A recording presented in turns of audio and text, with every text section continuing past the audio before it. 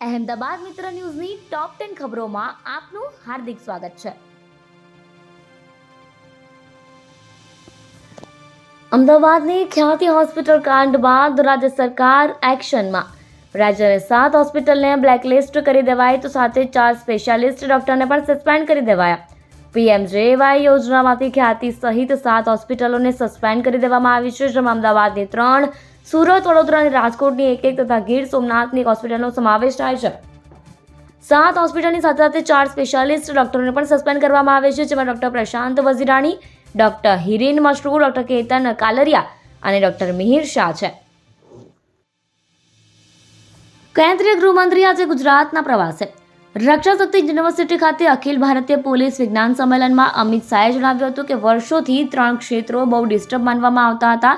કાશ્મીર, ઉત્તર પૂર્વ અને નક્સલવાદ પીડિત એમ 3 ક્ષેત્રોમાં સુરક્ષાની સ્થિતિમાં ઘણો સુધારો કર્યો છે. કેન્દ્રીય ગૃહમંત્રી અમિત શાહ 2 દિવસ ગુજરાતના પ્રવાસે છે.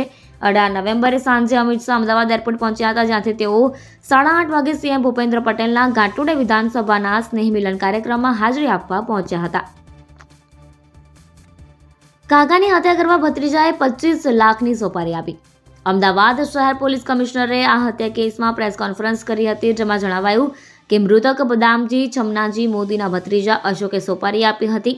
મૃતક અને આરોપી બંને સિરોહીના રહેવાસી છે અને બંને શાકભાજીના બિઝનેસમાં જોડાયેલા છે.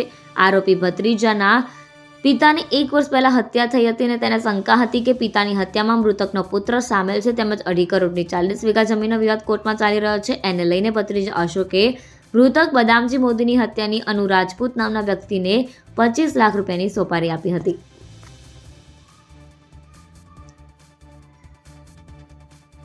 ડિજિટલ અરેસ્ટ કરી 1.25 કરોડ પડાવવાનો મામલો. અમદાવાદમાં બોડકદેવની એક વૃદ્ધાને 3 દિવસ ડિજિટલ અરેસ્ટ રાખીને સીબીઆઈ ઓફિસર તેમજ સુપ્રીમ કોર્ટના તત્કાલીન ચીફ જસ્ટિસ ડીવાય ચંદ્રચૂડના નામે 1.26 કરોડ સેરવી લેનાર સાયબર ગઠિયાઓ પૈકી 4ને પોલીસે ઝડપી પાડ્યા હતા. તમામની ઉંમર 30 વર્ષ કરતાં નાની છે. ત્યારે એક આરોપી અમદાવાદ સિટી સેશન્સ કોર્ટમાં જામીન અરજી કરી હતી, જેને કોર્ટે નકારતા નોંધ્યું કે દેશમાં પાછળના કેટલાક વર્ષોમાં સાયબર ફ્રોડના કેસ વધી રહ્યા છે અને તેનો શિકાર વૃદ્ધ લોકો વધુ બની રહ્યા છે.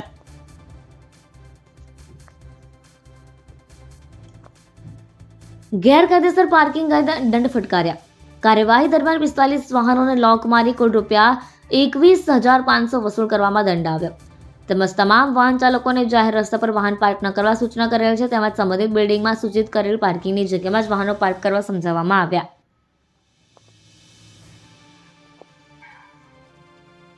અમદાવાદ જિલ્લાના પીઆઈ કિરણ ચૌધરી હવે રોમાં ફરજ બજાવશે. ગુજરાત પોલીસમાંથી વધુ એક પોલીસ કર્મીનું રોમાં સિલેક્શન થયું હોવાનું જાણવા મળી રહ્યું છે.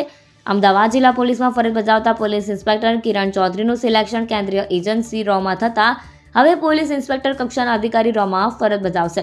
અત્યાર સુધી ગુજરાતમાંથી ઘણા આઈપીએસ અધિકારીઓ કેન્દ્રીય એજન્સી પહોંચ્યા છે, ત્યારે હવે પોલીસ ઇન્સ્પેક્ટર કક્ષાના અધિકારીને રોમાં સિલેક્શન થતાં નવો ચીલો શરૂ થયો છે.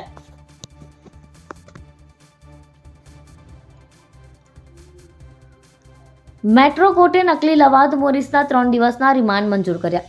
અમદાવાદ સિટી સિવિલ કોર્ટે કારંજ પોલીસ મથકે કરેલી ફરિયાદ સંદર્ભે નકલી જજ મોરિસ ક્રિશ્ચનને 5 દિવસના રિમાન્ડ માટે અમદાવાદ મેટ્રો કોર્ટમાં રજૂ કરાયો હતો. કોર્ટે આરોપીના 3 દિવસના રિમાન્ડ મંજૂર કર્યા છે.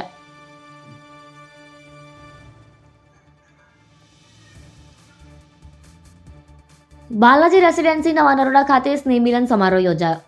બાલાજી રેસિડેન્સી નવા નરોડા ખાતે નવરાત્રી કમિટી દ્વારા સુંદર મજાનો સ્નેહ મિલનનો કાર્યક્રમ કરવામાં આવ્યો હતો, જેમાં કાર્યક્રમની શરૂઆતમાં મા જગતજનની મા જગદંબાની આરતી કરવામાં આવી હતી. એકતાના પ્રતીક સમાન બાલાજી રેસિડેન્સીના તમામ સભ્યોએ સાથે મળીને એકબીજાને નૂતન વર્ષાભિનંદન પાઠવ્યા હતા.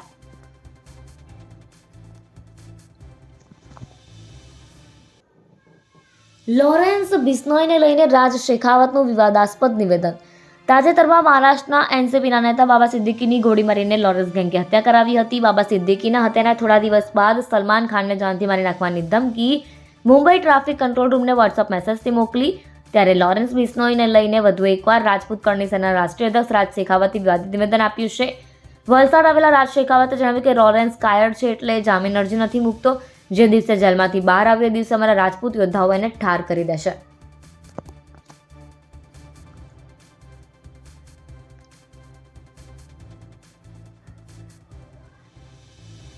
લાંબા પાસે એરગન બતાવી વેપારીની ચેઇન, 50,000 રોકડ લૂંટવાનો 3 મિત્રે પ્લાન બનાવ્યો. લાંબા પાસે વેપારીને એરગન બતાવી ડાબા હાથના કાંડાના ભાગે બચકા ભરી 55,000ની ચેન અને 50,000 રોકડા લૂંટી બાઇક પર ફરાર 3 લૂંટારૂને અસલાલી પોલીસે મુદ્દામાલ સાથે ઝડપી લઈ કાયદેસરની કાર્યવાહી હાથ ધરી છે. અહેમદાબાદ મિત્ર ન્યૂઝની યુટ્યુબ ચેનલને સબસ્ક્રાઇબ કરો અને બેલ આઇકન જરૂરથી દબાવો, જેથી મહત્વના સમાચાર આપના સુધી જલ્દીથી પહોંચે.